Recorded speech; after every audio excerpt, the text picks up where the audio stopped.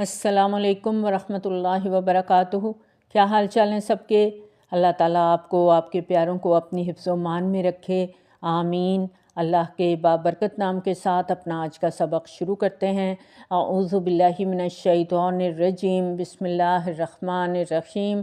رب اشرح لی صدری ویسر لی امری واحلل عقدۃ من لسانی یفقہوا قولی واجعل لی وزیرا من اہلی۔ ربنا زدنا علما، ربنا زدنا علما، ربنا زدنا علما، اللہم فقہنا فی الدین، آمین۔ آج کا ہمارا سبق پارہ نمبر 5 ہے، سورۃ نساء ہے، آیت نمبر 60 نمبر آیت سے آج ہم اپنا سبق شروع کرنے جا رہے ہیں۔ بسم اللہ الرحمن الرحیم۔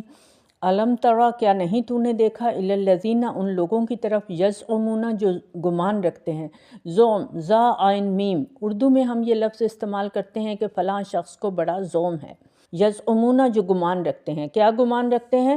انہم آمنو، یہ کہ وہ ایمان والے ہیں، یعنی یہ ان کا گمان ہے کہ وہ ایمان والے ہیں۔ بما، ساتھ اس کے جو انزلہ، نازل کیا گیا، الیک، آپ کی طرف، صلی اللہ علیہ وآلہ وسلم، وما انزلہ، اور جو نازل کیا گیا، من قبلک، آپ سے پہلے، صلی اللہ علیہ وآلہ وسلم۔ لیکن پریکٹیکلی ان کا رویہ کیا ہے؟ یریدون، وہ چاہتے ہیں، ان یہ کہ یتحاکموا، وہ فیصلہ کرنے لے جائیں، الی الطاغوت، طرف طاغوت کے، وقد، اور یقیناً، امروا، وہ حکم دیے گئے ہیں، ان یہ کہ یکفروا، وہ انکار کریں، بھی، اس کا۔ پیچھے ہم نے آیت نمبر 59 پڑھی تھی، جو کہ اسلام کے مذہبی، تمدنی اور سیاسی نظام کی بنیاد ہے۔ اس میں حکم دیا گیا تھا کہ سب سے پہلے اللہ کی اطاعت کی جائے گی، قرآن کو دیکھا جائے گا۔ دوسرے نمبر پر نبی صلی اللہ علیہ وآلہ وسلم کی تعلیمات کو، آپ کی سنت اور احادیث کو دیکھا جائے گا۔ اس کے بعد اولی الامر کی بات کو لیا جائے گا۔ یہاں پر ان لوگوں کا ذکر ہے جو خود کو ایمان والا کہتے ہیں، لیکن کسی بھی معاملے میں جب فیصلہ کرنے کا وقت آتا ہے تو پھر طاغوت کی طرف رجوع کرتے ہیں۔ اس دور میں مدینہ کے اندر 2 قسم کی عدالتیں تھیں، ایک نبی صلی اللہ علیہ وآلہ وسلم کی اور دوسری یہودی عالم کعب بن اشرف کی۔ ایک مرتبہ ہوا یہ تھا کہ ایک یہودی اور ایک منافق مسلمان کا آپس میں جھگڑا ہو گیا۔ یہودی حق بجانب تھا۔ اب تجویز یہ ہوئی کہ مقدمہ نبی صلی اللہ علیہ وآلہ وسلم کی عدالت میں لے جایا جائے۔ اب منافق کو خطرہ تھا کہ نبی صلی اللہ علیہ وآلہ وسلم تو انصاف کے ساتھ فیصلہ کریں گے اور فیصلہ یقیناً میرے خلاف جائے گا، اور وہ اس بات پر راضی نہیں تھا۔ وہ چاہتا تھا کہ مقدمہ کعب بن اشرف کے پاس جائے اور اس کے حق میں فیصلہ ہو جائے۔ یہاں پر اسی بات کی طرف اشارہ ہے کہ تم زوم یہ رکھتے ہو کہ تم ایمان والے ہو، لیکن فیصلے کے لیے طاغوت سے رجوع کرتے ہو۔ اور طاغوت کے بارے میں ہم نے پیچھے پڑھا تھا، کیا ڈیفینیشن یاد ہے سب کو؟ ہر وہ سرکش طاقت، ہر وہ سرکش قوت، چاہے نظام ہے، چاہے کوئی بادشاہ ہے، چاہے عدلیہ ہے، چاہے انتظامیہ ہے، جو بھی خود بھی اللہ کی نافرمانی کرے اور دوسروں کو بھی ایسا کرنے پر مجبور کرے تو وہ طاغوت ہے۔ یہاں پر ایک دنیاوی جھگڑے کا ذکر کیا گیا ہے، اور دنیاوی جھگڑوں میں بھی طاغوت کے پاس جانے سے منع کیا گیا، یعنی اسلامی عدالت کے ہوتے ہوئے حکم نہیں ہے کہ مسلمان اپنا فیصلہ کافر عدالت سے کروانے کے لیے جائے، صرف اس لیے کہ وہاں سے فائدہ حاصل ہو سکتا ہے۔ یہ اسلام کی روح کے خلاف ہے۔ اب بعض اوقات ایسا ہوتا ہے کہ دینی معاملات میں کوئی اختلاف آ جاتا ہے۔ اب ہمارے ہاں جو ٹرینڈ بن چکا ہے وہ یہ ہے کہ چاہے صحیح حدیث موجود ہے، لیکن ہمارا رویہ یہ ہوتا ہے کہ ہمارے بڑے ایسا کرتے تھے یا ایسا کہتے تھے، یا ہمارے مولوی صاحب نے اس طرح کہا ہے۔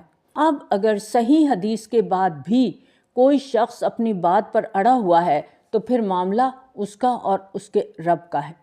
دیکھیں، ایک بات ہے جو مجھے پتہ چلتی ہے، قرآن کے ذریعے سے پتہ چلتی ہے، میں وہ بات آپ کو بتاتی ہوں۔ اب آپ ڈٹ جاتے ہیں، مصر ہیں، اصرار کرتے ہیں کہ دیکھیں آپ ایسا کہہ رہی ہیں، لیکن ہمارے بزرگ جو کر رہے ہیں، جو کرتے آ رہے تھے، وہ سب ٹھیک تھا، تو پھر کوئی بات نہیں۔ میرا کام ہے حق بات پہنچانا، جو اللہ کا حکم ہے وہ اللہ کی مخلوق تک پہنچ جائے، کیونکہ یہ معاملہ اللہ اور اس کے بندے کا ہے۔ پہنچانے والے نے اللہ کی خاطر اللہ کی بات کو آگے پہنچانا ہے، اور قبول کرنے والے نے اللہ کی خوشنودی کے لیے، اللہ کی رضا کے لیے قبول کرنا ہے، کسی پریشر میں آ کے قبول نہیں کرنا۔ اگر آپ میری بات نہیں مانتے، آپ وہیں کھڑے ہیں جہاں آپ کے بزرگ کھڑے تھے، وہی عمل کرنا چاہتے ہیں جو بزرگوں نے کیا ہے، تو پھر ہمارا کام پیغام کو پہنچانا ہے۔ ہمیں صرف یہ دیکھنا ہے کہ اللہ کا حکم کیا ہے اور نبی صلی اللہ علیہ وآلہ وسلم کی تعلیمات ہمیں کس رستے پر چلاتی ہیں۔ جب دونوں طرف نیت خالص اللہ کی رضا کے لیے ہوگی تو پھر ہی نیکی پھلے پھولے گی، پھر ہی بھلائی عام ہوگی، پھر ہی دین کا بھلا ہوگا۔ دیکھیں، میں ایک عام انسان ہوں، میرے پاس کوئی بہت زیادہ علم نہیں ہے، معمولی سا علم رکھتی ہوں، کوئی عالمہ نہیں ہوں، میرے اندر بھی غلطیاں ہیں، مجھ سے بھی غلطی ہو سکتی ہے۔ میری کوشش یہ ہوتی ہے کہ میں اپنی کوئی بات نہ کروں، صرف اللہ کی بات کروں اور نبی صلی اللہ علیہ وآلہ وسلم کی اوتھینٹک احادیث آپ تک پہنچاؤں۔ اور بعض اوقات یہ ہوتا ہے کہ ہم کوئی بات سنتے ہیں جو قرآن میں موجود ہے، لیکن ہم دیکھتے ہیں کہ ہمارے والدین، ہمارے بڑے، ہمارے بزرگ صدیوں سے ہمارے خاندان میں یہ اور یہ چل رہا ہے، تو اب یہ کیا نئی بات ہمیں پتہ چل رہی ہے؟ اب ہمیں کیا کرنا ہوگا؟ اب ہمیں اڑنا نہیں ہے، ہمیں غور و فکر کرنا ہے، سوچنا ہے، اپنے ذہن کو استعمال کرنا ہے۔ ایک بات یاد رکھیں، ہر وہ بات قبول کریں جو اللہ تعالیٰ کا فرمان ہے، جو قرآن میں موجود ہے اور جو نبی صلی اللہ علیہ وآلہ وسلم کی اوتھینٹک احادیث سے ثابت ہے۔ صحیح سورس سے جو بھی بات آپ کو ملی ہے اس کو قبول کرنے میں اگر ذات کی نفی بھی ہوتی ہے تو کوئی بات نہیں، کیونکہ ہر بندے کا معاملہ اس کے رب کے ساتھ ہے۔ اگر اللہ کی بات ماننے میں میرا کچھ جاتا ہے تو کوئی بات نہیں، چلا جائے۔ کیوں؟ اس لیے کہ مجھے آخرت میں حساب دینا ہے، اور قرآن ہمیں بتاتا ہے آخرت کا دن کیسا دن ہوگا۔ انسان بھاگے گا اپنی بیوی سے، ماں سے، بیٹے سے، بہن سے، ہر ایک دوسرے سے بے نیاز ہوگا۔ تو ہمیں یہ نہیں دیکھنا کہ ہمارے بڑے کیا کر رہے تھے، ہمیں یہ دیکھنا ہے اللہ کا حکم کیا ہے۔ کیونکہ ہوتا یہ ہے نارملی کہ ہمیں اپنی روایات سے محبت ہوتی ہے، اور یہ بالکل نیچرل ہے، والدین سے محبت ہوتی ہے، ان کے طور طریقوں سے محبت ہوتی ہے، یہ سب اپنی جگہ درست ہے۔ لیکن اللہ کی بات، نبی صلی اللہ علیہ وآلہ وسلم کی تعلیمات، ان کے احکامات، وہ اپنی جگہ پر موجود ہیں۔ صحیح بات کو ہمیں قبول کرنا ہے۔ اللہ تعالیٰ نے ہم سب کو عقل دی ہے، سمجھ دی ہے، ذہن دیا ہے، اس کو استعمال کرنا ہے، بحث نہیں کرنی، معاملات پر غور و فکر کرنا ہے، صحیح اور غلط کی پہچان کرنا سیکھنا ہے۔ اگر قرآن اور حدیث سے ہمیں کوئی بات پتہ نہیں چل رہی تو جو دین کی روح کے قریب ہے وہ لے لیں، اور جیسے جیسے ہم قرآن پڑھتے ہیں یہ چیز خود ہمارے اندر ڈیولپ ہونے لگتی ہے کہ ہم خود اسیس کریں کہ کون سی چیز دین کا مقصد پورا کر رہی ہے۔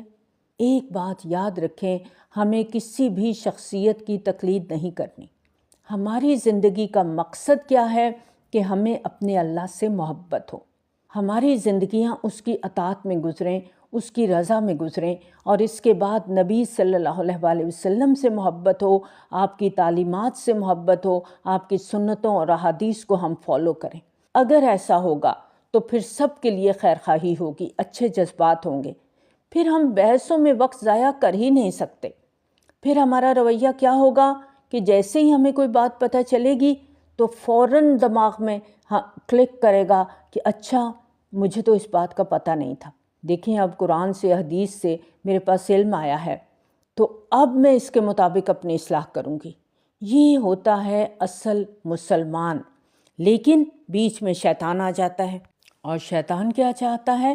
وَيُرِيدُ الشَّيْطَانُ، اور چاہتا ہے شیطان ان یہ کہ یضلہم، وہ گمراہ کر دے ان کو، ضلالًا بعیدا، گمراہی دور کی۔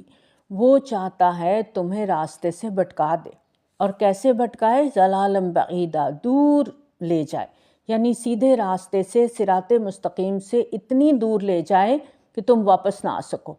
کیونکہ شیطان ایسی جگہ کو بہت زرخیز پاتا ہے جو اللہ کے وفادار نہیں، جو اللہ کے رسول صلی اللہ علیہ وآلہ وسلم کے وفادار نہیں، وہاں اس کا وار کارگر ہوتا ہے، وہاں وہ اپنے مقصد میں کامیاب ہو جاتا ہے۔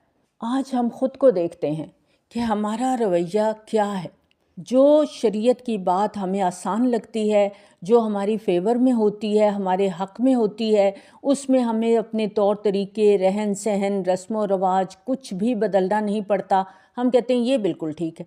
لیکن جہاں آباء و اجداد کے طور طریقوں سے ہٹ کر بات آتی ہے تو فوراً ہمارا رخ دوسری طرف ہو جاتا ہے۔ جہاں فیصلہ ہماری مرضی کا ہو، وہ بات جو ماننی آسان ہو، اس کو ہم فالو کر لیتے ہیں۔ تو یہ سب کیا ہے؟ شیطان کا رستہ ہے۔ وَيُرِيدُ الشَّيْطَانُ أَن يُضِلَّهُمْ، وہ تو چاہتا ہی یہ ہے کہ تمہیں گمراہ کرے۔ انسانوں کو گمراہ کرنے کے لیے ہی تو اس نے اللہ کو چیلنج کر رکھا ہے کہ میں ان کو بھٹکاؤں گا۔ تو وہ تمہیں بھٹکانا چاہتا ہے، وہ تمہیں صحیح راستے کا شعور نہیں لینے دینا چاہتا۔ خود قرآن پڑھیں، خود اس کو سمجھیں، خود دیکھیں کہ اللہ کا کیا حکم ہے اور وہ کس طرح تمہیں لے جانا چاہتا ہے۔ ضلالًا بعیدا، سیدھے راستے سے اتنی دور لے جانا چاہتا ہے کہ تمہاری واپسی نہ ہو سکے، ناممکن ہو جائے کہ تم صراط مستقیم کی طرف لوٹ آؤ۔ وَإِذَا، اور جب قیلا کہا جاتا ہے، لہم واسطے ان کے، تعالوا تم آؤ، عین لام واو الف، بلندی، بلند مقصد کے لیے آنا، تعالوا تم آؤ، الا طرف ما جو انزل اللہ نازل کیا اللہ نے، وَإِلَى الرَّسُولِ اور طرف رسول کے صلی اللہ علیہ وآلہ وسلم، رأیتا دیکھا تم نے، المنافقین منافقوں کو، یصدون وہ روکتے ہیں، ان کا تجھ سے، صدودا روکنا، جو محض نام کے مسلمان ہیں، جن کے اقرار صرف زبان کی حد تک ہے لیکن دل ان کے منکر ہیں، ان کا رویہ کیا ہے کہ جب انہیں کہا جاتا ہے تعالوا الی ما انزل اللہ وإلی الرسول، آؤ اللہ کی طرف، آؤ رسول صلی اللہ علیہ وآلہ وسلم کی طرف، تو ان کا رویہ کیا ہے؟ رأیت المنافقین یصدون عنک صدودا، وہ کنی کتراتے ہیں۔ کیوں؟ کیونکہ اس کو پتہ ہے منافق کو کہ نبی صلی اللہ علیہ وآلہ وسلم کا فیصلہ اس کے خلاف جائے گا۔ وہ وہاں جانا چاہتے ہیں جہاں کی بات ان کے فائدے کی ہو، جو انہیں بھلی لگے، جو ان کے فائدے کی بات کرے، ان کی مرضی کی بات کرے۔ یہ رویہ ہر دور میں رہا اور آج بھی موجود ہے۔ ہم اپنے آپ کو دیکھ لیتے ہیں، ہم بھی تو آسان دین چاہتے ہیں، وہی دین چاہتے ہیں جو ہماری روایات کے خلاف نہ ہو، ہمیں اپنے رسم و رواج نہ بدلنے پڑیں، ہمیں اپنے طور طریقے نہ بدلنے پڑیں، بس سیدھا سیدھا نماز روزہ کر لیں تو کافی ہے، باقی زندگی ہم اپنی مرضی سے گزاریں۔ فکیفا، تو کیا ہوا، اذا جب، اصابتہم پہنچی ان کو، مصیبت مصیبت، بما ساتھ اس کے جو، قدمت آگے بھیجا، ایدیہم ان کے ہاتھوں نے، ثم پھر جاؤکا وہ آ گئے تیرے پاس، یحلفون باللہ قسمیں کھاتے ہوئے اللہ کی۔ نبی صلی اللہ علیہ وآلہ وسلم کی عدالت میں جب فیصلہ یہود کے حق میں ہو گیا تو مسلمان نے کہا کہ حضرت عمر رضی اللہ تعالیٰ عنہ کے پاس جا کر ان کا فیصلہ لیتے ہیں۔ حضرت عمر رضی اللہ تعالیٰ عنہ نبی صلی اللہ علیہ وآلہ وسلم کی اجازت سے ان کے نائب کی حیثیت سے مقدمات کا فیصلہ کرتے تھے۔ منافق کا خیال یہ تھا کہ حضرت عمر رضی اللہ تعالیٰ عنہ کے اندر اسلامی حمیت بہت زیادہ ہے تو یقیناً فیصلہ میرے حق میں ہوگا۔ یہودی نے حضرت عمر رضی اللہ تعالیٰ عنہ کو بتایا کہ نبی صلی اللہ علیہ وآلہ وسلم نے فیصلہ میرے حق میں کیا ہے۔ اس پر حضرت عمر رضی اللہ تعالیٰ عنہ نے تلوار سے منافق کا سر قلم کر دیا اور فرمایا، جو شخص نبی صلی اللہ علیہ وآلہ وسلم کے فیصلے کو تسلیم نہ کرے، اس کے لیے میرے پاس یہی فیصلہ ہے۔ اب اس قتل کے بعد جو وارث تھے وہ نبی صلی اللہ علیہ وآلہ وسلم کے پاس آئے اور قصاص کا مطالبہ کر دیا اور ساتھ قسمیں کھانے لگے، اور کیا کہتے ہیں، ان نہیں اردنا ارادہ کیا ہم نے، الا مگر احساناً احسان کا، و توفیقہ اور توفیق کا، توفیق یعنی موافقت، صلح صفائی۔ کہنے لگے کہ ہمارا ارادہ تو نبی صلی اللہ علیہ وآلہ وسلم کے فیصلے کے خلاف حضرت عمر سے رضی اللہ تعالیٰ عنہ سے فیصلہ لینا ہرگز نہیں تھا، ہمارا تو یہ ارادہ تھا کہ حضرت عمر رضی اللہ تعالیٰ عنہ دونوں فریقوں کے درمیان کوئی صلح صفائی کروا دیں، سمجھوتا کروا دیں۔ اور اپنے اس بیان پر وہ قسمیں کھانے لگے کہ ہمارا مقصد صرف سمجھوتا کرنا تھا، ہمارا مقصد اس سے زیادہ اور کچھ نہیں تھا۔ اولئک الذین، یہ وہ لوگ ہیں، یعلم اللہ، جان لیا اللہ نے، ما فی قلوبہم، جو ان کے دلوں میں ہے، یہ وہ لوگ ہیں جن کے اندر کا حال اللہ کو معلوم ہے۔ تو اب ان کا علاج کیا ہے؟ فاعرض عنہم، ان سے اعراض کرو، وعظہم، اور ان کو نصیحت کرو، اور وقل لہم فی انفسہم، اور کہو واسطے ان کے نفسوں میں، قولا بلیغا، بات اترنے والی، ایسی بات کرو جو دل میں اتر جائے، یعنی ان سے ناراض نہیں ہونا، ان کے ساتھ غصہ نہیں کرنا، بلکہ ان کی اصلاح کرنی ہے۔ ایک بہت خوبصورت سبق جو ہم سب کو دیا جا رہا ہے، اور یہ صرف اس دور کے لیے نہیں، ہر دور کے لیے سبق ہے کہ ایک شخص کے بارے میں ہم اچھی طرح جانتے ہیں، پتہ چل چکا ہے، یقین کی حد تک معلوم ہے کہ وہ میرے ساتھ بدنیتی کر رہا ہے، مجھے دھوکہ دے رہا ہے۔ اب کیا کرو؟ تمہیں اس کے لیول تک نہیں آنا،